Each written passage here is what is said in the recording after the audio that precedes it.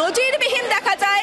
যেমনটা বারবার করে বলছি যে কলকাতা পুরসভায় তাদেরই সংখ্যাগরিষ্ঠতা রয়েছে, অথচ সেই তৃণমূল কাউন্সিলর যারা রয়েছেন গোটা হাউস তাদের জন্য খুলে দেওয়া হলো না। কলকাতা পুরসভাতে আজকে কি চলছে দেখুন, আপনাদেরকে সেই ছবি দেখাচ্ছি। আমরা একেবারে দেখতে পাচ্ছি কাউন্সিলররা বেরিয়ে আসছেন। চেয়ারপারসন মালা রায়ের সঙ্গে দীর্ঘক্ষণ বৈঠক করলেন তারা, এবং তারপর দেখা গেল যে একদম কাউন্সিলর্স ক্লাবের তারা চলে যাচ্ছেন। যেখানে এতদিন হাউস হতো যে চেম্বার, সেই চেম্বার কিন্তু বন্ধই রয়ে গেল, সে চেম্বার খোলা হলো না। কাউন্সিলররা এর মধ্যে চলে এসেছেন কাউন্সিলর্স ক্লাবে। এই কাউন্সিলর্স ক্লাবে বসেই তারা হাউস করবেন যেমনটা জানালেন। দাদা, খোলা হলো না আপনাদের জন্য? দরজা খোলা হলো না?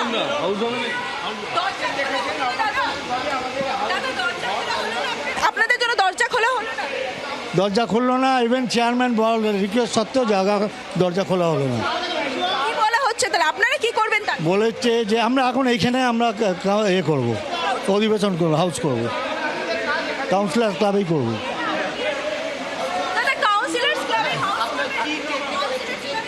কাউন্সিলর ক্লাবে আজকে আমরা প্রতীকী হাউস করবো। দরজা খোলা হলো না? হলো না, দেখছেন খোলা হলো দিদি? খোলা হবে না, দেখলেন। আমাদের তো ক্লাবের আমাদের এসে অধিবেশন করতে হচ্ছে। আমাদের ডেজিগনেটেড জায়গা, যেটা এত বছর ধরে অন্তত কলকাতা কর্পোরেশনের ইতিহাসে নেই, সেটা এবার হলো। একদম এই মুহূর্তে যে ছবিটা দেখিয়ে রাখি, কাউন্সিলররা নিজেরাই কিন্তু অ্যারেঞ্জমেন্ট করছেন। এখানকার যে কাউন্সিলর্স ক্লাব রয়েছে নিজেরাই তারা অ্যারেঞ্জমেন্ট করছেন, এবং এখানে তারা বসে পড়লেন। কাউন্সিলর্স ক্লাব সেখানে এসে তারা বসে পড়লেন, এবং একদম এখানেই তারা অধিবেশন করবেন বলে জানিয়েছেন। স্থির মনস্থ হয়েছেন যে তারা এখানে বসেই যারা করবেন। দিদি, আপনাদের তাহলে শেষ পর্যন্ত দরজা খুললো না? দরজা খুললেন না, উনি বলছেন আমি চার্জ পাইনি। তো চার্জ যদি না পায় তাহলে উনি আজকে এসছেন কেন? চার্জ যদি নাই পেয়ে থাকে, কিন্তু আগের সেক্রেটারি বলছে আমি চার্জ বুঝিয়ে দিয়ে গেছি। দুটো কথার মধ্যে সামঞ্জস্য পাচ্ছে না। উনি বলছে এখন আমি কমিশনারের সঙ্গে দেখা না করে, কথা না বলে আমি নিতে পারবো না। সুতরাং গোটা ব্যাপারটা ইলিগালি করছে ওনার। আজকে গভর্নমেন্ট চেঞ্জ, গভর্নমেন্টের দোহাই দিয়ে উনি এটা করছেন। আমরা তার তীব্র প্রতিবাদ করে আজকের থেকে আমরা এখানেই হাউস করব। একদম যে ছবিটা দেখতে পাচ্ছ, নজিরবিহীন পদক্ষেপ বলা যায়, কলকাতার ইতিহাসে নজিরবিহীন পদক্ষেপ, যে কাউন্সিলর্স ক্লাবে বসে অধিবেশন হতে চলেছে, এবং যাদের হাতেই পুরো বোর্ড রয়েছে এই মুহূর্তে। সব থেকে বড় বিষয় যে তারা কিন্তু সংখ্যাগরিষ্ঠতা নিয়ে রয়েছে কলকাতা পুরসভায়।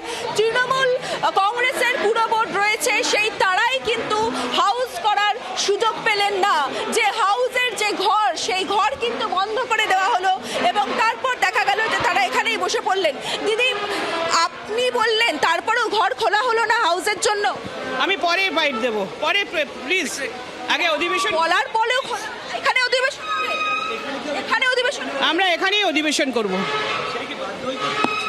আমি এসব পরে বলবো।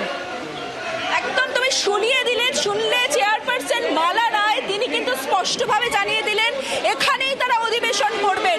অর্থাৎ এই যে এখানকার যে কাউন্সিলর্স ক্লাব, তোমাকে দেখিয়ে রাখি, কাউন্সিলর যারা রয়েছেন তারা কিন্তু নিজেরাই এখানে অ্যারেঞ্জমেন্ট করছেন। এখানকার কাউন্সিলর্স ক্লাবের যে বসার জায়গা, মেয়র তিনি এসেছেন। একেবারে দেখাই যে ছবিটা এই মুহূর্তে দেখতে পাচ্ছি আমরা, মেয়র তিনি এসেছেন। আমরা কথা বলার চেষ্টা করব। দাদা, আপনাদের জন্য হাউস খোলা হলো না? দেখছি তো তাই, চেয়ারপারসন তাই বললেন। এখানে অধিবেশন হবে? চেয়ারপারসনকে জিজ্ঞেস কর না। এই তোরা সরে যা, সরে যা। সাংবিধানিক সংকট তৈরি করার চেষ্টা হচ্ছে না? মনে হচ্ছে তাই। একদম যে ছবিটা দেখাচ্ছি, নজিরবিহীন ঘটনা বলা যায়। মেয়র ফিরহাদ হাকিম তিনি এসে উপস্থিত হয়েছেন এখানে, এবং তাদের সংখ্যাগরিষ্ঠতা রয়েছে এখনো পর্যন্ত। তারপরেও দেখা গেল যে তারা একেবারে রীতিমতো যেন বিরোধীদের ভূমিকায়, যেখানে কলকাতা পুরসভায় এখনো পর্যন্ত তাদের সংখ্যাগরিষ্ঠতা রয়েছে। মেয়র তার মেয়র পারিষদদের নিয়ে, কাউন্সিলরদের নিয়ে এসে উপস্থিত হয়েছেন। সেই ছবিটাই একেবারে দেখা যাচ্ছে। একদমই রক্তিমা, আমরা সেই ছবি দেখাচ্ছি যে ক্ষেত্রে মালা রায় কি বলছেন শোনাই।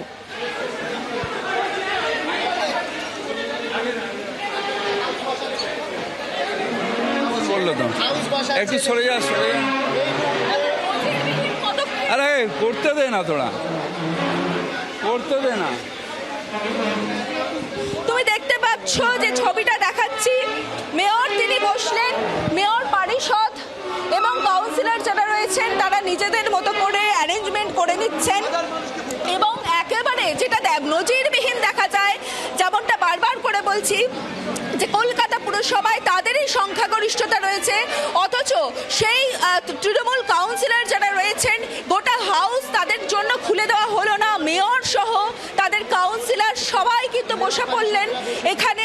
নজিরবিহীন পদক্ষেপ। তুমি দেখতে পাচ্ছ যে এই মুহূর্তে কিন্তু যে মিনিটস তৈরির কাজ সেটাও কিন্তু হয়েছে, যারা এসছেন তারা কিন্তু পরপর করে এখানে মেয়র তুমি দেখতে পাচ্ছ এই মুহূর্তে সিগনেচার করছেন, কারণ হাউসের নিয়ম হচ্ছে হাউস শুরুর আগে একটা প্রেজেন্ট নেওয়া হয়, কারা কারা এসছেন তাদের একটা খতিয়ান নেওয়া হয়, সেই খতিয়ান নেওয়ার প্রসেসই কিন্তু শুরু হচ্ছে।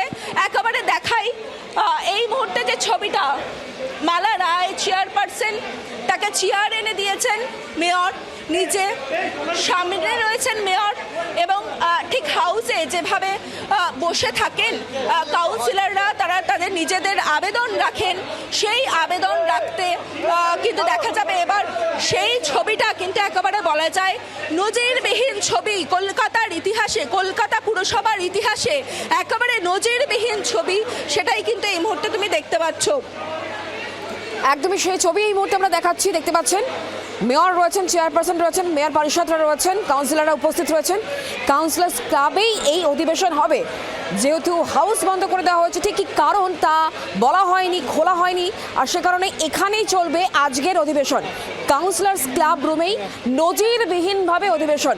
পুরসভার অধিবেশন কক্ষ তালা বন্ধ, ঘর খোলা হয়নি, আর তাই কাউন্সিলর্স ক্লাব হাউস সেখানেই এই অধিবেশন শুরু হচ্ছে। দেখছেন সেই ছবি, যে যার মতো জায়গায় বসে পড়েছেন এই মুহূর্তে সেই ছবি দেখাচ্ছে এই মুহূর্তে সরাসরি, যা কলকাতা পুরসভার ইতিহাসে কার্যত নজিরবিহীন। সেই ছবি তুলে ধরছেন আমাদের প্রতিনিধি রক্তিমা দাস। রক্তিমা, যে ছবি তুমি আমাদেরকে দেখাচ্ছ, যে নজিরবিহীন ঘটনা, যা আগে কখনো অন্ততপক্ষে হয়নি কলকাতা পুরসভার ইতিহাসে, একেবারে নজিরবিহীন ঘটনা, কাউন্সিলর্স ক্লাব রুমেই চলছে এই মুহূর্তে অধিবেশন। দেখো একদমই তুমি ছবিটা দেখতে পাচ্ছ কাউন্সিলর্স ক্লাব রুমেই, কিন্তু এখানে যারা রয়েছেন কাউন্সিলররা রয়েছেন, এমআইসিরা রয়েছেন, তারা কিন্তু নিজের মতো করে জায়গা অ্যারেঞ্জ করে বসে পড়েছেন। ইতিমধ্যেই মেয়র রয়েছেন, কলকাতা পুরসভার চেয়ারপারসন মালা রায়ের নেতৃত্বে কিন্তু এই মুহূর্তের যে হাউস আজকে হওয়ার কথা ছিল সেই হাউস অধিবেশন শুরু হচ্ছে, সেই ছবিটাই কিন্তু এই মুহূর্তে দেখতে পাচ্ছ। অন্যদিকে দেখো তোমাকে জানিয়ে রাখি যে হাউসের যে প্রত্যেকটা নিয়ম, সেই নিয়ম কিন্তু মানা হচ্ছে, মিনিটসের আয়োজন করা হয়েছে, কারণ তুমি জানো যে প্রত্যেক হাউসে যা কিছু বলা হয়, যা প্রশ্ন উত্তর হোক বা প্রস্তাব হোক, তা কিন্তু সারা জীবনের মতো নথি থেকে যায়, সেই মিনিটসের আয়োজন করা হয়েছে। এবং তার আগে কিছুক্ষণ আগে কিন্তু আমরা দেখলাম যে কারা কারা এসছেন, যে প্রেজেন্ট নেওয়ার যে ব্যবস্থা, সেই ব্যবস্থাও কিন্তু করা হলো। এবং একেবারে বলা যায় নয়, একদমই সেটাই যে কলকাতা পুরসভার ইতিহাসে বা কলকাতার ইতিহাসে একেবারে নজিরবিহীন ঘটনা বলা যায়। কারণ এই মুহূর্তে দেখো আবারও তো বলি যে এই মুহূর্তে কলকাতা পুরসভায় কিন্তু বিপুল সংখ্যাগরিষ্ঠতা নিয়ে রয়েছে তৃণমূল কংগ্রেস, কিন্তু তারপরেও দেখা যাচ্ছে এই মুহূর্তে তাদের যেন ভূমিকাটা একেবারে বিরোধীদের মতো। সেই ছবিটাই কিন্তু দেখতে পেলাম আমরা, যে হাউসের যে ঘর, যে হাউসের চেম্বার, সেই চেম্বার খোলা হলো না তাদের জন্য। সচিবের কাছে গিয়ে তারা আবেদন জানালেও সেই আবেদন মঞ্জুর করা হয়নি। এবং তারপর তুমি এই মুহূর্তে দেখতে পাচ্ছ হাউস শুরু করছেন মালা রায়। একদমই সেই ছবি আমরা দেখাচ্ছি এই মুহূর্তে সরাসরি। আপনারা দেখতে পাচ্ছেন পুরসভার মাসিক অধিবেশন কক্ষ তালা বন্ধ, এবং সে কারণেই এই কাউন্সিলর্স ক্লাব রুমেই চলছে অধিবেশন। আমাদের সঙ্গে নীলাদ্রি বন্দ্যোপাধ্যায় রয়েছেন, রাজনৈতিক বিশ্লেষক, অনেকক্ষণ ধরেই আমাদের সঙ্গে রয়েছেন। নীলাদ্রি বাবু, আজকে যে ছবি আমরা দেখতে পাচ্ছি কলকাতা পুরসভায়, তা কার্যত নজিরবিহীন। কিভাবে ব্যাখ্যা করবেন এই ঘটনাক্রমকে? দেখুন, এটা বুঝতে গেলে আপনাকে বিধানসভা নির্বাচনের ফলাফলের দিকে তাকাতে হবে। এবার বিধানসভা নির্বাচনে কলকাতা পুরসভার দিকে যদি তাকাই, 144টা ওয়ার্ডের মধ্যে 102টা ওয়ার্ডে এগিয়ে আছে ভারতীয় জনতা পার্টি, আর 42টা ওয়ার্ডের এগিয়ে আছে তৃণমূল কংগ্রেস। অর্থাৎ বর্তমান পরিস্থিতি এবছরই পুরসভা নির্বাচন হওয়ার কথা, এটা কার্যত নিশ্চিত এবার ভারতীয় জনতা পার্টি সম্ভবত কলকাতা পুরসভায় ক্ষমতায় আসতে চলেছে। এর পাশাপাশি দেখুন সারা বাংলাতেই এবং এখানেও যারা দুর্নীতির জন্য কাউন্সিলরদের বিরুদ্ধে দুর্নীতি বিরোধী অভিযান হচ্ছে, বহু কাউন্সিলর দুর্নীতির দায়ে ধরা পড়ছেন। এই সমস্ত পরিস্থিতিতে তৃণমূল কংগ্রেস কার্যত ক্ষমতায় থেকেও বিরোধী দলের ভূমিকায় চলে গেছে। তারা মানসিকভাবে আমার মনে হয় কোথাও প্রস্তুত হয়ে গেছে যে আগামী পুরসভায় অর্থাৎ এই বছরের শেষে বা যখনই পুরসভা নির্বাচন হোক, তাদের বিরোধী আসনে বসতে হবে আচরণটা বিরোধী দলের মতো, কার্যত বিরোধী দলের মতো। আর এটাও বোঝা যাচ্ছে পুরসভার উপর নিয়ন্ত্রণ তাদের চলে গেছে। তাদের কথায় যে অধিবেশনের যে ঘর সেটা খুলে দেওয়া হচ্ছে না, কাউন্সিলের ক্লাব রুমে অধিবেশন করতে হচ্ছে। অভিষেক বন্দ্যোপাধ্যায়ের কাছে পুরসভা থেকে নোটিশ যাচ্ছে, মেয়র বলছেন তিনি কিছু জানেন না। অর্থাৎ পুরসভার কাজকর্মের উপর মেয়রেরও নিয়ন্ত্রণ নেই, এটাই স্পষ্ট হয়ে গেছে। এবং কথার মধ্যে অসঙ্গতি ধরা পড়ছে। মেয়র নিজে বলেছেন অভিষেক বন্দ্যোপাধ্যায়ের প্রপার্টির নোটিশ পাঠানোর ব্যাপারে তিনি নীতি ঠিক করেন, রূপায়ণ করেন না। অর্থাৎ আমরা এমন একজন মেয়রকে বর্তমান সিস্টেমে পাচ্ছি তার কথা অনুযায়ী তিনি নীতি রূপায়ণ করেন না। এটা ভয়ঙ্কর পরিস্থিতি।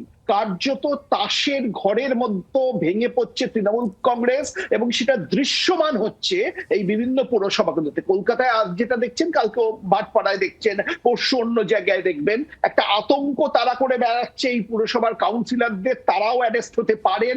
কারণ আপনি যে নামেই তাকে ডাকুন না কেন, কলকাতার অলিতে গলিতে কান পাতলে শোনা যায় কলকাতা কর্পোরেশনের নাম তৃণমূল আমলে হয়ে গেছে কলকাতা চোরপোরেশন। কাউন্সিলররা দুর্নীতির প্রায় একটা ক্ষেত্রভূমি এই কলকাতা পুরসভা, এবং এই দুর্নীতির জন্যই তৃণমূল কংগ্রেস করেন অনেকে, এই ধারণাটা তৈরি হয়েছে। কোনো আদর্শ নেই, টাকা রোজগারের জন্য তৃণমূল করেন আর টাকা রোজগারের জন্য দুর্নীতি করেন, আর সেই দুর্নীতি করার সবচেয়ে ভালো জায়গা হচ্ছে পুরসভা।